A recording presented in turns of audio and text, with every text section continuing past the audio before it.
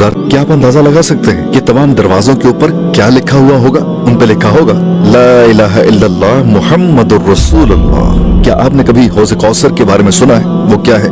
ये एक पानी का हौज है जहाँ हमारे प्यारे नबी सल्लल्लाहु अलैहि वसल्लम अपनी उम्मत से मुलाकात करेंगे और आप उन्हें एक मशरूब पेश करेंगे। कौसर का पानी इस कदर लजीज है कि एक बार जब कोई शख्स उसे पीना शुरू कर दे तो फिर वो उससे अपना सर न उठाए अगर अल्लाह की रहमत ना हो। ये अल्लाह की रहमत ही है जो आपको रोकती है। ये हदीस बहुत ही जबरदस्त है। हमारे नबी अलैहिस्सलातु वस्सलाम ने 1400 साल पहले अपने सहाबा किराम से गुफ्तगू करते हुए आपका तज़किरा किया है। नबी करीम ने इरशाद फरमाया, काश मैं अपने भाइयों को हौज पर आते देखता और उनका इस्तकबाल शरबत के प्यालों से करता। काश मैं उन्हें जन्नत में दाखिल होने से पहले अपने कौसर से सिराब करता। सहाबा किराम रिज़वानुल्लाह अलैहिम अजमाइन ने सवाल किया, या रसूल अल्लाह, क्या हम आपके भाई नहीं हैं? नबी करीम ने जवाब दिया, तुम मेरे साथी हो, मेरे दोस्त हो।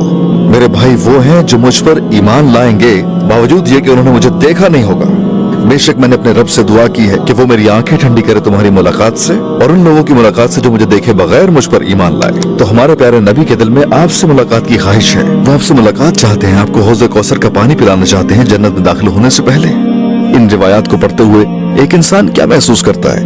वो कुछ शर्मिंदगी महसूस करता है और अपनी माजी के बारे में सोचता है जो गलतियों से भरा हुआ है। वो उन कामों के बारे में सोचता है जो उसने इस हकीर दुनिया की खातिर किए महज थोड़ी सी खुशी के लिए। एक तरफ देखा जाए तो कामिल जन्नत है जिसकी खूबसूरती हमारे तसव्वुर से बाहर है, लेकिन जहाँ शायद एक फोन के लिए, शायद थोड़े से दुनियावी फायदे के लिए आप ऐसी जिंदगी गुजार रहे हैं गोया आप इस्लाम पर यकीन ही नहीं रखते और आपको दिल में इस पर कोई पछतावा भी महसूस नहीं होता।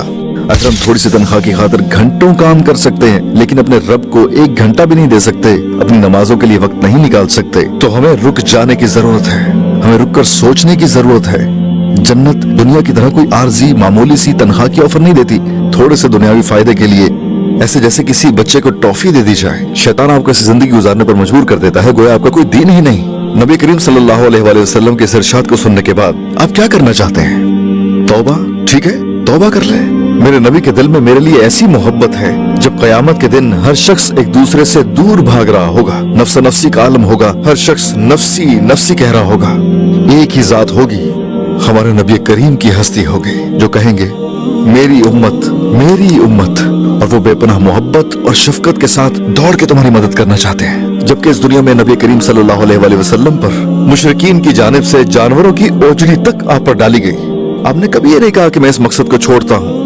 आपने जिद्दोजहद जारी रखी, आप कोशिश करते रहे ताकि ये सच्चाई आज आप तक पहुंच सके। आपने बहुत सी मुश्किलात का सामना किया, शदीद तकलीफें बर्दाश्त की, मुतअद्दिद बार आपको कत्ल करने की कोशिश की गई। इस मकसद की खातिर आपने पूरे जजीरा नुमा अरब का मुकाबला किया ताकि ये आप तक पहुंच सके, लेकिन आप इस तरह बेफिक्री से जी रहे हैं गोया ये सब हकीकत ही नहीं है। मैं किसी की दिल आजारी नहीं करना चाहता। अगर आप बेऐब हैं बराए करम कोई गलती ना करें, लेकिन हम सब में गलतियां हैं, हम सब गलतियां करते हैं, हम गुनाह कर बैठते हैं। जिस तरह हमारी ये गुफ्तगू खत्म हो जाएगी इसी तरह आपकी जिंदगी भी खत्म हो जाएगी और आप कब्र में होंगे। एक बीज जमीन में जाता है और एक मुकम्मल नई जिंदगी शुरू करता है ना? दर हकीकत बीज की मौत एक नई जिंदगी का आगाज है। जब आप जमीन के नीचे चले जाते हैं आपकी भी एक नई जिंदगी शुरू हो जाती है। क्या आप हकीकी सवाल जानना चाहते हैं? आप वहाँ किस जानिब होंगे? जरा तसव्वुर करो अपने बारे में। आपने हराम को छोड़ दिया, आपने अपनी जिंदगी हलाल तरीके से गुजारी और फिर आप अपनी जिंदगी के 40, 50, 60 साल गुजार कर फौत हो जाते हैं। इंशाअल्लाह आप उस जगह जाएंगे जिसका हमने आपसे जिक्र किया अभी। जरा गौर करें, क्या आप हजरत यूसुफ अलैहिस्सलाम से मिलना नहीं चाहेंगे? क्या आप मुतजस्सिस नहीं हैं? क्या आप ऐसी जगह जहां आप हजरत आदम, हजरत मूसा, हजरत ईसा और हजरत मोहम्मद के साथ हों अलैहिस्सलातु वस्सलाम, या अपने दादा दादी, अपने वालिद वालिदा और अपने प्यारों के साथ हो और आपको एक आवाज सुनाई दे, मेरी जन्नत में दाखिल हो जाओ। आप मुड़कर देखते हैं अब कोई तकलीफ बाकी नहीं रही, सब खत्म हो चुकी। ना कोई दर्द होगा, ना कोई गम होगा, ना कोई तनाव होगा, ना कोई बेचैनी होगी।